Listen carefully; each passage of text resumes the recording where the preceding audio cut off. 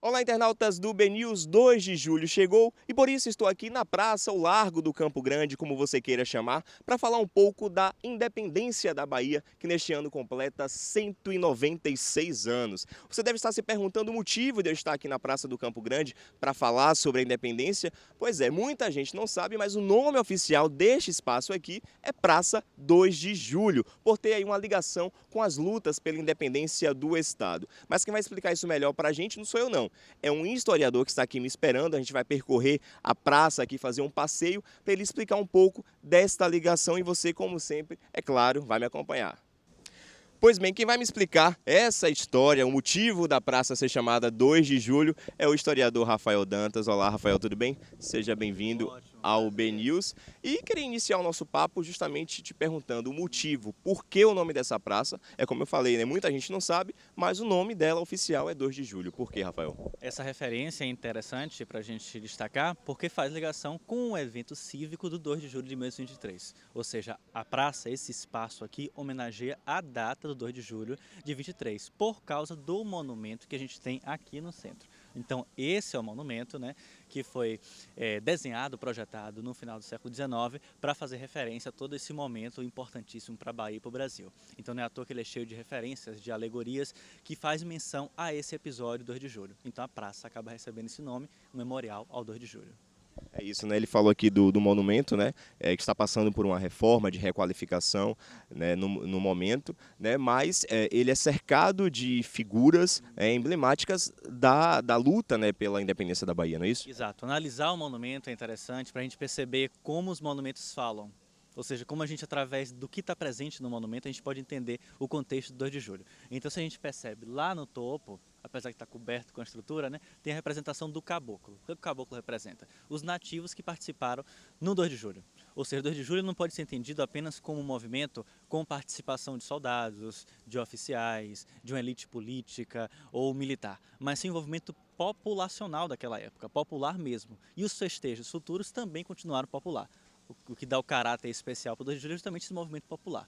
Então o caboclo representa esse povo nativo do recôncavo, com presença indígena, com a presença sertaneja, que está personificado na figura do caboclo. A cabocla também está presente, né, em especial durante o festejo. Na parte do corpo do monumento, a gente tem os nomes de personagens que fizeram parte durante esse período do 2 de julho. São nomes de destaque, que combateram, que tiveram envolvimento especial. Na parte de baixo temos os brasões da República, as representações dos rios que faziam e que fazem ainda parte desse contexto, entre eles o Paraguaçu.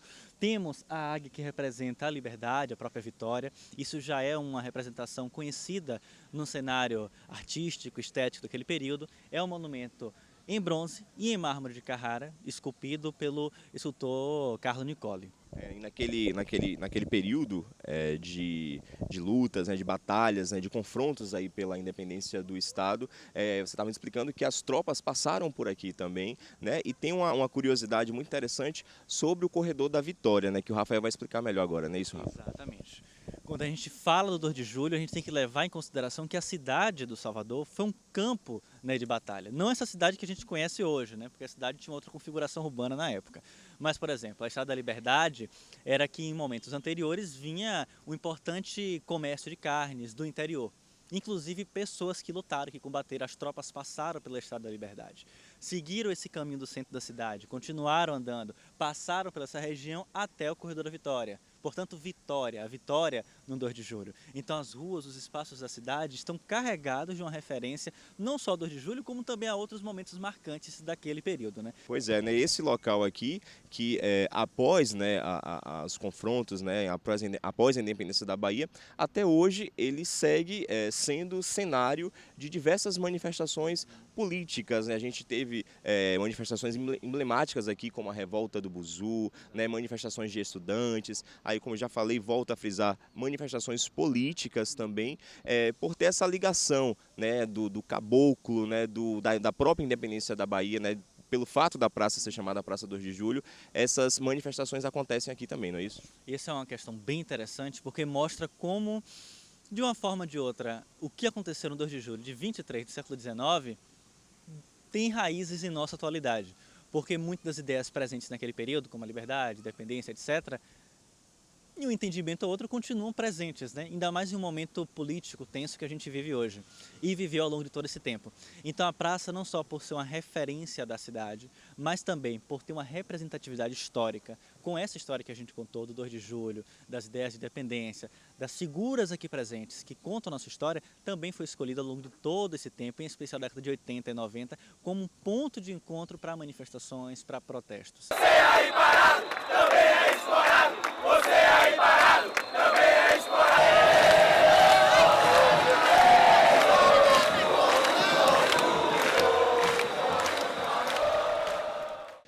Bem, Rafael, muitas mudanças já ocorreram nessa praça, obviamente, né? Uma delas a gente está presenciando agora no momento, né? Que é a restauração do monumento 2 de julho. Queria que você falasse agora um pouco das transformações. O que é que mudou aqui desde a instalação, o nascimento do Largo do Campo Grande até hoje? É uma questão muito legal, porque falar sobre as transformações urbanas de Salvador é também fazer esse link com esses episódios de importância para a nossa cidade, exemplo 2 de julho. Né? Primeiro que o contexto urbano da cidade, nessa primeira metade do século XIX, era muito diferente mesmo. Isso aqui, por exemplo, era um grande campo aberto que vai sendo transformado ao longo do tempo. O núcleo residencial político da cidade principal ficava na região que a gente conhece hoje como centro histórico, né? Câmara Municipal, Palácio do Governo, mas aqui, em especial, no final do século XIX e início do século XX, também começa a concentrar um outro núcleo residencial de peso importante, em especial com a nova burguesia que sai dessa região central da cidade e busca outros ares mais arejados, né? Campo Grande, Corredor da Vitória e Graça. E aqui no Campo Grande tínhamos casarões de destaque, né, de imponência, a exemplo do Palácio da Assembleia, que ficava aqui no Largo do Campo Grande, né, que depois vai ser demolido, construído um prédio no local. E, ao longo desse tempo, essa praça também vai passando por transformações. Então, como eu disse, de um campo aberto, ela vai recebendo uma série de melhorias, de reformas, vai ser concebida, então, no final de 19, para ser uma praça, já seguindo essa estética urbana de praça arejada, com plantio de árvores, com um monumento, e ao longo do século XX vai ganhando esses aperfeiçoamentos, né? Essa reforma que a gente vê atual do monumento e o contexto de em volta, né, com o piso, as estátuas, já é uma reforma bem mais recente, da década de 90, que vai passando por melhorias, até essa última reforma, que está limpando, devolvendo peças que sumiram, que foram saqueadas, né, de alguns dos monumentos que está aqui em 2 de julho. Mas a praça dialoga com as transformações urbanas de Salvador e também com a cidade nesse período do século XIX, primeira e segunda metade. Gerar nossas ações, cotidianos não combinam. Brasileiros corações, nunca mais o despotismo. Regerar nossas ações, cotidianos não combinam. Brasileiros corações, cotidianos.